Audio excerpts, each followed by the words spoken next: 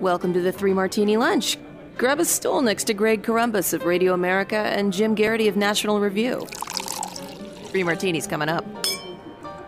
Hey, we made it to Friday. That's an accomplishment all in itself. And we have 2 good martinis for you. I think we have more good martinis than anything else this week. So that is also an accomplishment, which is good because the president is promising us a winter of death and severe illness. So Merry Christmas to you, Jim. How are you today?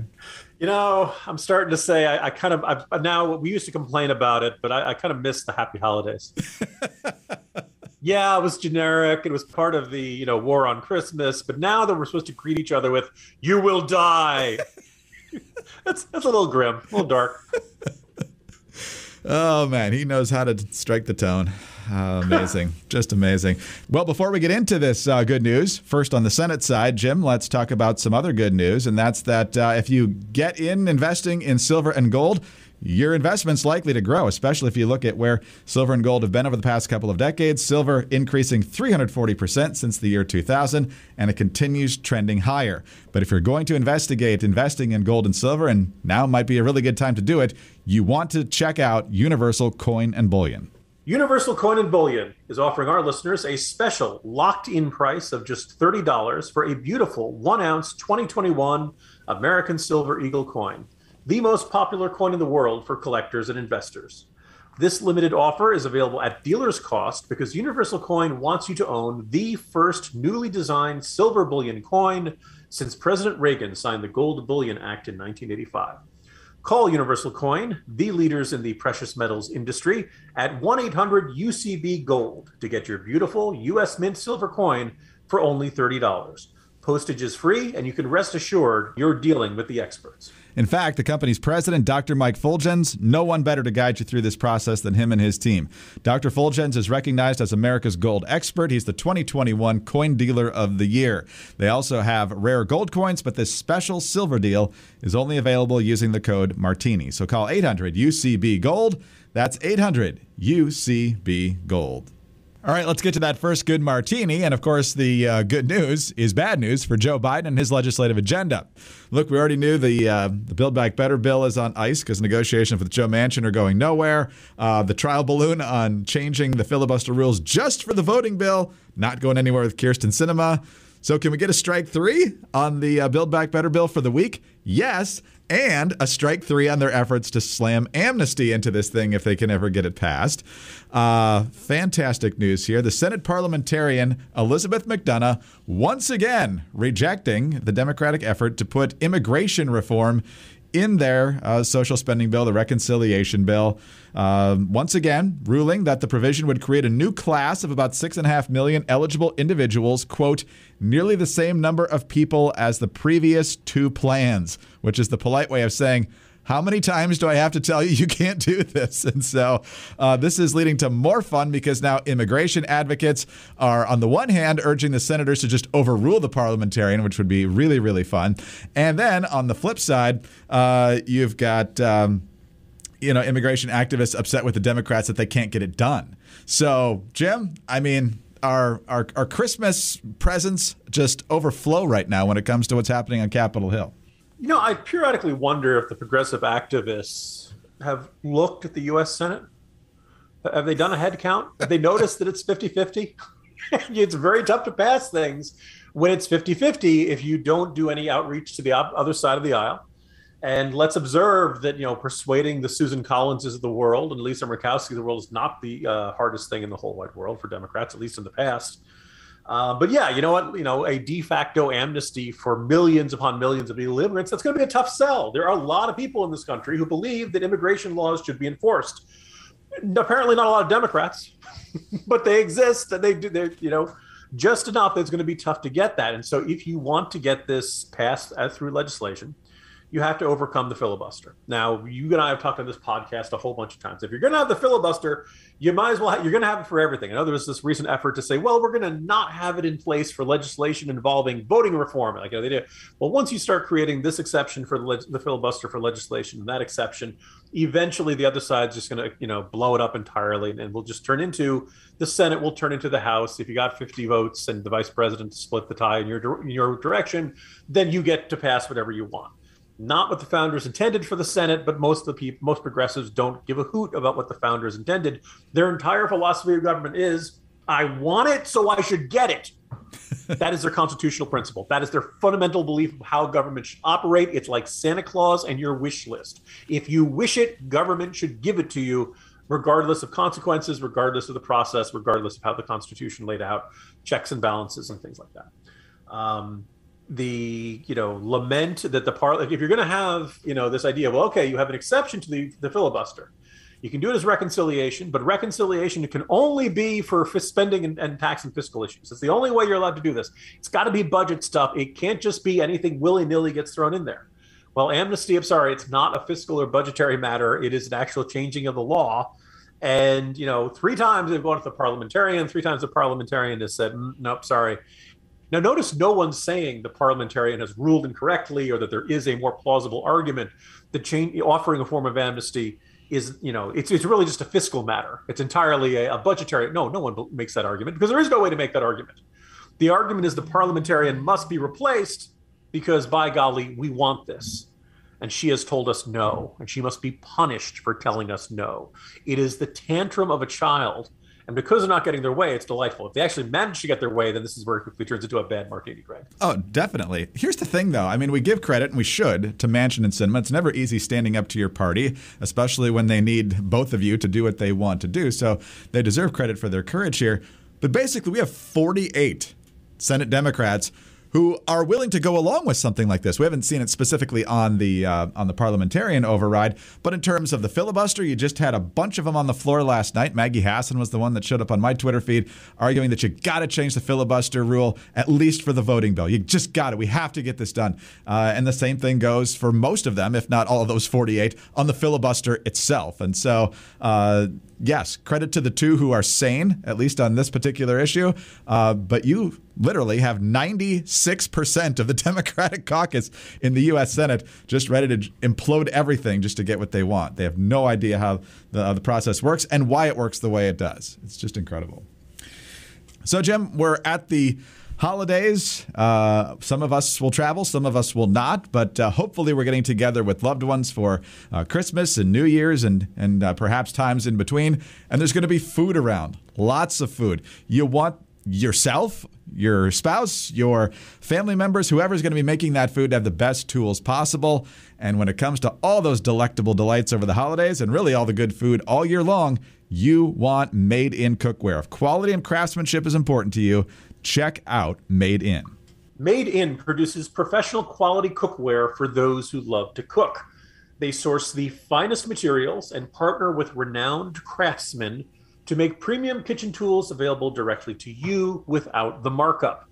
Made In products are made to last, and they offer a lifetime guarantee. Their cookware distributes heat evenly and can easily go from the stovetop to the oven.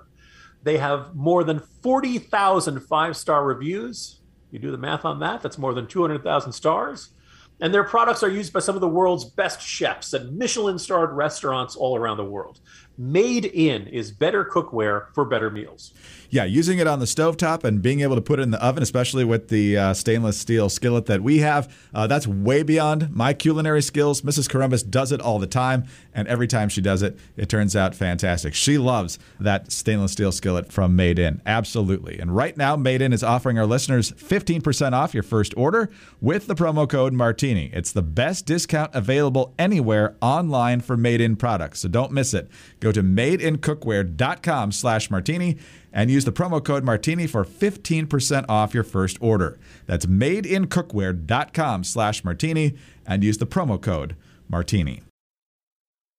All right, Jim, we are still a long way away from Election Day 2022. It's about 10 and a half months away now, but time is ticking, and the Democrats are worried, particularly in the House. The map is a little bit more favorable to them in the Senate, although given where the momentum in the generic ballot is right now, nothing's really safe for them in any remotely competitive state. But Republicans are probably favored to win back the House at this point, and we'll see how that looks once all the redistricting is done.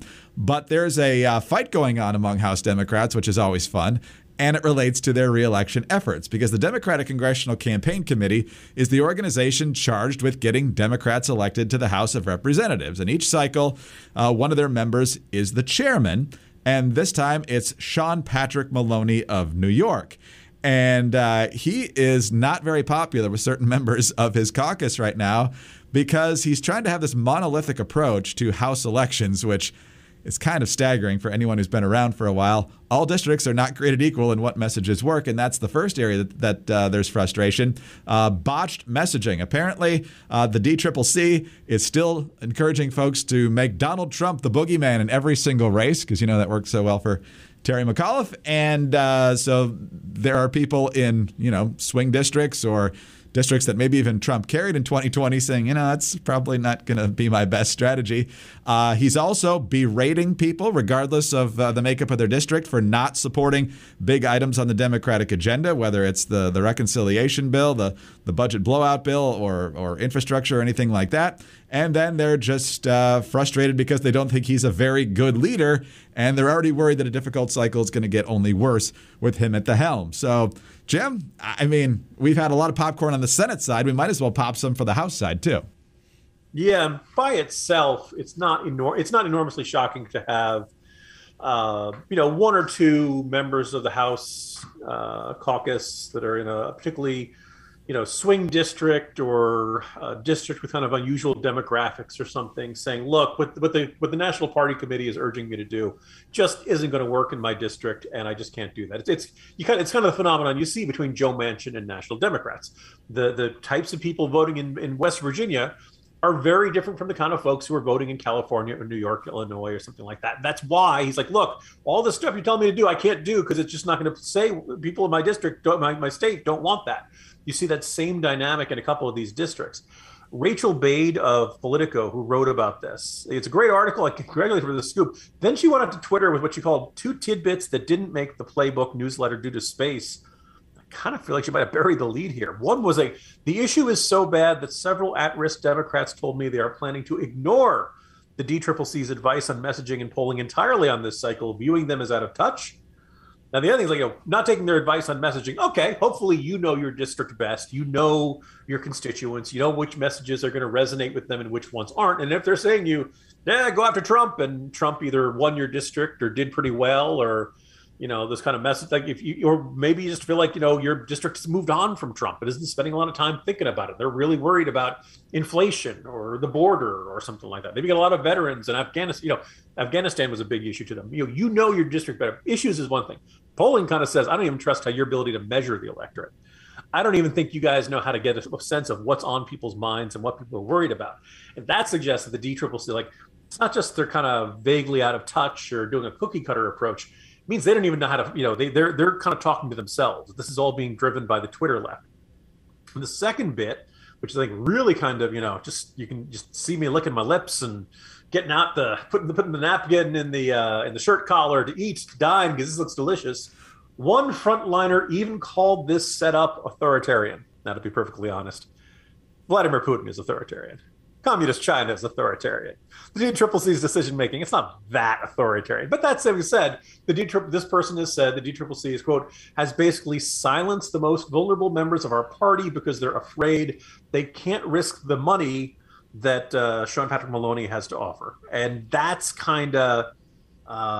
that's really kind of fascinating to see that the breakdown in relationship has become that strong, that bitter, that distrusting.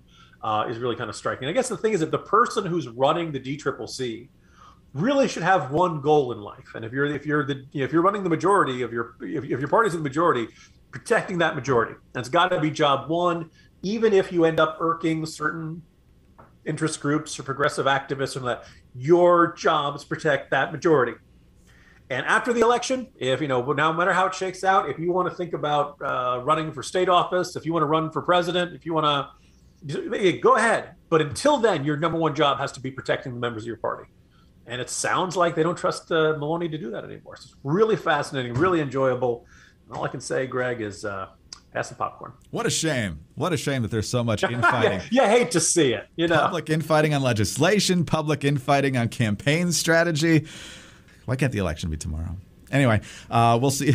We'll see how things go as time goes on. A lot of time between now and November, but man, all the fundamentals just keep looking better and better for Republicans. So hopefully they don't blow it between now and November. But if you don't want to blow it when it comes to your gift this holiday season, and you are kind of running out of time, it's December 17th, you got 8 days till Christmas. But, if this particular gift gets there anytime around Christmas, everyone's going to love you for it. It's the Omaha Steaks. The holidays are here. Everyone who likes steaks and burgers and franks and chicken and the delicious sides is going to absolutely be thrilled to get an Omaha Steaks package from you. And right now, you can get an Omaha Steaks perfect gift package. Go to omahasteaks.com, enter Martini into the search bar, and save 50% when you order, again, the perfect gift package today. For just $99.99, you'll get the 6-ounce butcher's cut top sirloins, chicken breasts, jumbo franks, sides, desserts, and so much more.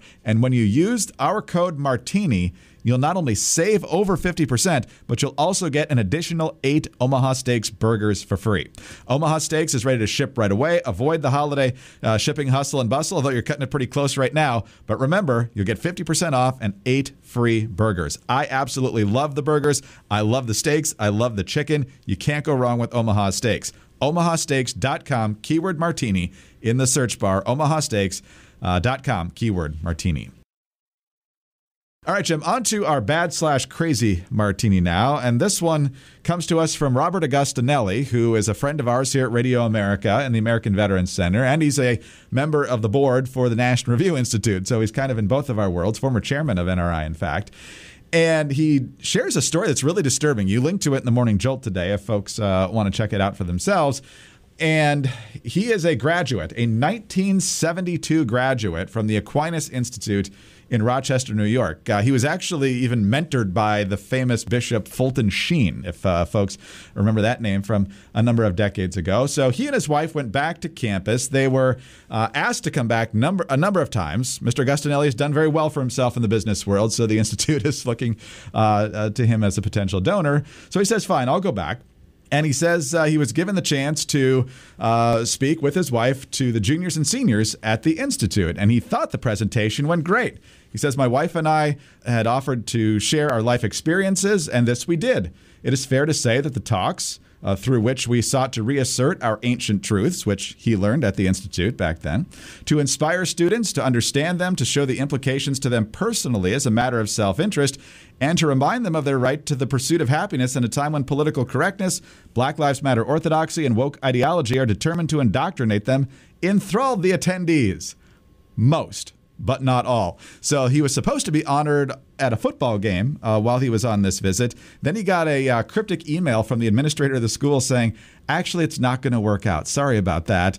And then he got tipped off that the whole Aquinas Institute family had gotten an email from the administration saying, today we had on campus an alumnus and his wife who wanted to share with our students the secrets of their success in their business careers. They spoke to members of our junior and senior classes. Unexpectedly, both speakers shared some of their personal beliefs. We have heard from several students and parents that they were offended. Please know that this was not the intended purpose of today's presentation.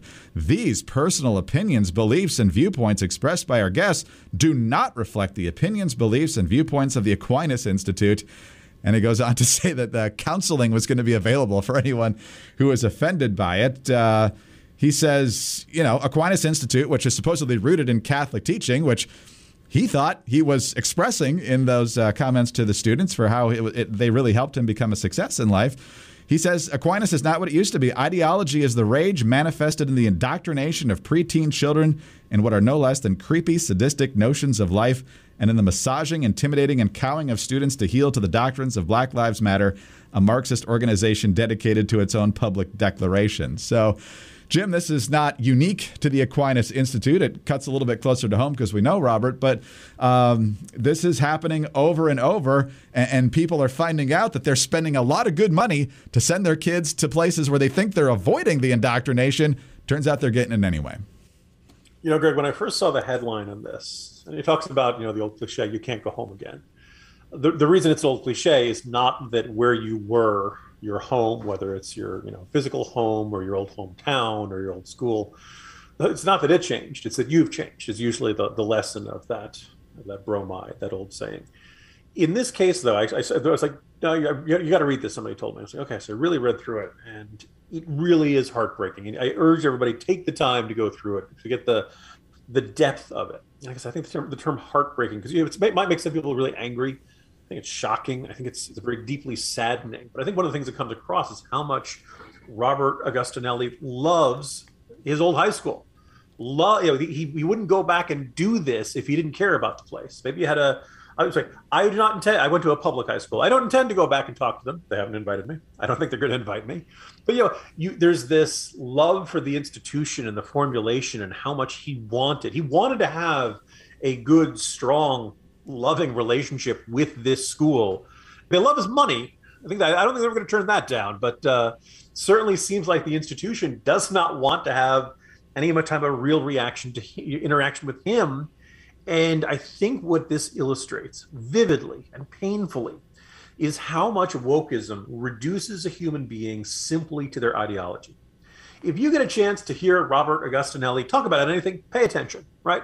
It's not just that he's an exceptionally wealthy man, and he's, by just about every measurement, at least that we know of, he's a man in full. He's lived a good life. There's probably words of wisdom he can drop on you there. So let's say he comes along and he mentions things about politics you don't agree with.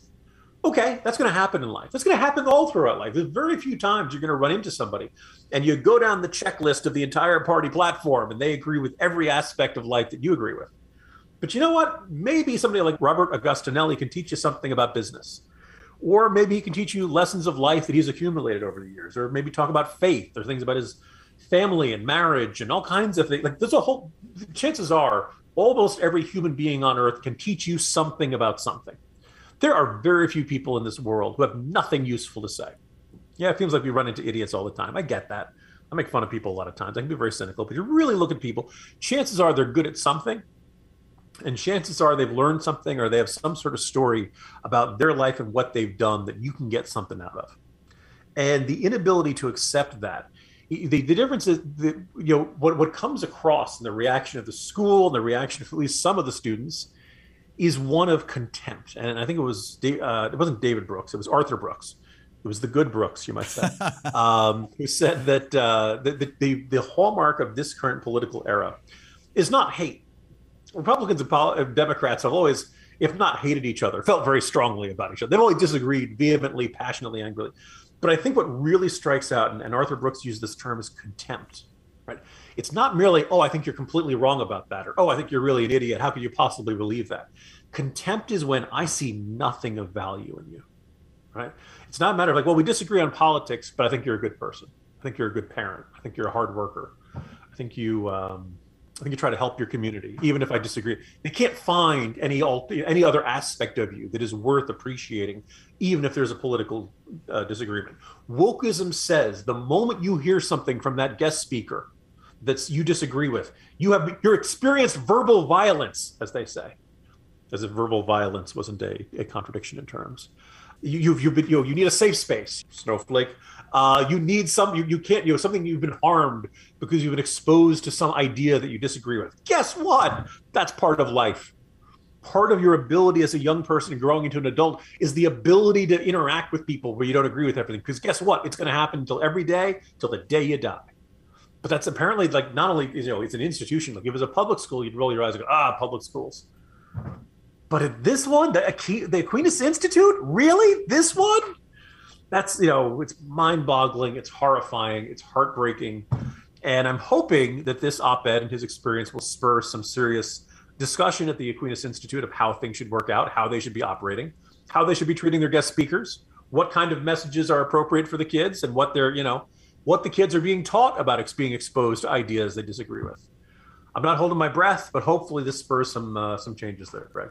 Yeah, one of the other things that really stood out is it seemed like the faculty and staff members perhaps were even more offended than the students, which begs the question, how do people who disagree so vehemently with the fundamental tenets of the school, which is rooted in the Catholic faith, How do they work there? Why do they want to work there? And how do we have administrators that cater to them, what seems like the vast minority of people in reaction to this address by Robert and his wife, as opposed, and that's what they have to react to, rather than the overwhelming, it would seem, from the reaction in the room, as well as other parents that he's heard from, that they liked it very much. Since, one of the weirdest things about the left is that the very tiny minority somehow gets to call all the shots here. It makes no sense. They're completely comfortable with the tiny minority calling the shots as long as they're the tiny minority that's calling the shots. Or writing the checks, as it might be. But anyway, good for Robert for sharing that story, and hopefully it's a lesson and a warning to others, because peeling this back is difficult to do. Although he does say at the end he remains an optimist. There's a brewing desire to take back our destiny and our institutions, because they are that. They are ours. This is not a project of the elites, but of the grassroots, of the people, not faint of heart. I think we've seen this in other parts of the country this year, where people, public schools, private schools, whatever, they finally find out what's going on. They get fed up and they do something about it. So hopefully this is part of that movement. And Jim, on that sobering note, usually we like to head into the weekend on something really, really fun, but that was an important thing to discuss today. So have a great weekend, and we'll be back in action on Monday. See you tomorrow, Greg. Jim Garrity, National Review. I'm Greg Corombos of Radio America. Thanks very much for being with us today. Please do subscribe to the 3 Martini Lunch podcast. Tell your friends about us as well. We're always very grateful for your 5-star ratings and your kind reviews. Get us on those home devices. All you have to say is play 3 Martini Lunch podcast. Follow us on Twitter. He's at Jim Garrity. I'm at Dateline_DC. Have a great weekend, and please join us again on Monday for the next 3 Martini Lunch. Hi, this is Greg Corombos, and I'm here with Dr. Mike Fulgens. He's the president of Universal Coin and Bullion. Mike was recently named the 2021 Dealer of the Year by the American Numismatic Association. Mike, given all the economic uncertainty right now, what's your forecast for gold and silver in the months ahead? I think people should immediately get gold and silver in their portfolio now, and if they have it, increase the percentages by 5 to 10%. The World Gold Council recommends a 10 to 20% portion of your portfolio be in gold. It's life insurance for the rest of your portfolio. And I predict gold and silver to be up 10 to 30% by 2022 due to inflation, the increasing debt, and other factors of uncertainty. And uncertainty drives gold and silver. If you think we're going to have more uncertainty over the next year, buy gold and silver. It's going up, in my opinion. Dr. Mike Fulgens is recognized as America's gold expert by the U.S. government. Contact Mike and his team of professionals at Universal Coin and Bullion to own your gold and silver coins now. Call 1-800-UCB-GOLD.